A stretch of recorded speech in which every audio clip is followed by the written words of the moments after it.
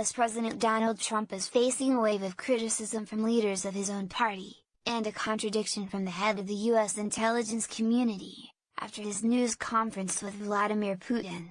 Standing a few feet away from the Russian autocrat in Helsinki on Monday, the president refused to condemn Russia for alleged attacks on the US 2016 presidential election. Instead, he said special counsel Robert Mueller's investigation into the allegations has driven a wedge between the two countries and that Washington was as much at fault as the Kremlin for their frosty relationship, and suggested he believed Mr. Putin's denial of the attacks as much as his own intelligence agency's assessment that they happened. Republican congressional leaders, who are typically reluctant to provoke the president's ire, swiftly took a different tone. "I have said a number of times, I'll say it again, the Russians are not our friends," Senate Majority Leader Mitch McConnell told reporters. "And I entirely believe the assessment of our intelligence community." His second-in-command, Texas Senator John Cornyn, suggested Mr. Trump will not acknowledge Russian election meddling because he fears it would delegitimize his victory and suggest his campaign team worked with the Russians. "I don't believe Mr. Putin, and I believe our intelligence officials who produced the intelligence community assessment, and I believe the indictment that Robert Mueller has now presented is well taken," Mr. Cornyn said. Referring to Mr. Mueller's charges against Russian spies last week for election interference. In a statement, Speaker Paul Ryan also said there is no question Russia interfered in the vote. "The president must appreciate that Russia is not our ally. There is no moral equivalence between the United States and Russia, which remains hostile to our most basic values and ideals," he wrote. The rebukes are extraordinary, coming from a GOP leadership that has preferred to bite its tongue for much of Mr. Trump's presidency.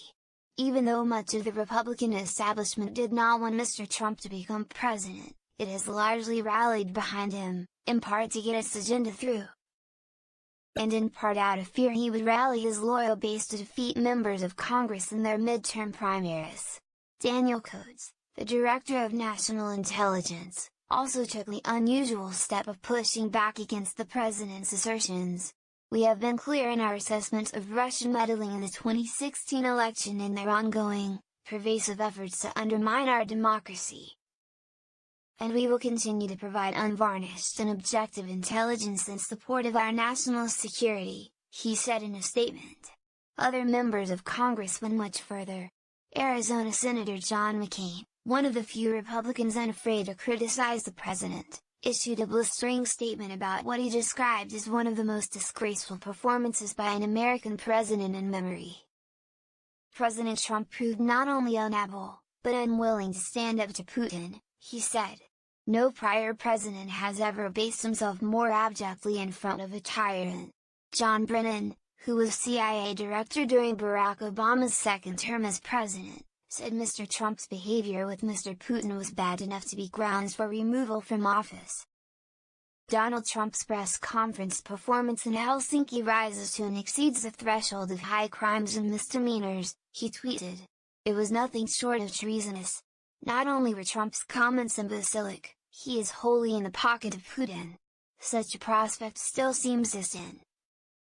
Removing a president takes a majority vote in the House of Representatives and a 2/3 vote in the Senate, both of which are controlled by the Republicans. And even the Democrats, who could win control of Congress in November, have been reluctant to openly discuss impeachment. Their leaders, however, raised the possibility that Mr. Putin is blackmailing Mr. Trump. The prospect came to light around the time of the election, when a dossier of unconfirmed intelligence compiled by former British spy Christopher Steele alleged the Kremlin had a video of Mr. Trump hiring prostitutes to urinate on a hotel bed in Moscow. "What do the Russians have on Donald Trump personally, financially and politically?" Democratic House leader Nancy Pelosi tweeted. "The answer to that question is, the only thing that explains his behavior and his refusal to stand up to Putin." Chuck Schumer, the head Democrat in the Senate, contrasted Mr. Trump's rough treatment of U.S. allies at a NATO summit and a visit with British Prime Minister Theresa May to his docile behavior with Mr. Putin. "I was absolutely appalled," he told reporters. In just the last week alone, the president attacked our closest allies in NATO, calling the European Union a foe. Meddled in the domestic affairs of an ally by undermining the Prime Minister of the United Kingdom. At every step along the way, the president is kneecapping our allies and offering a helping hand to our adversaries. Mr. Trump appeared to realize late in the day that he had unleashed a firestorm. On Twitter, he wrote that he had great confidence in my intelligence people. However, he also seemed to suggest that whatever Russia did should be considered a bygone.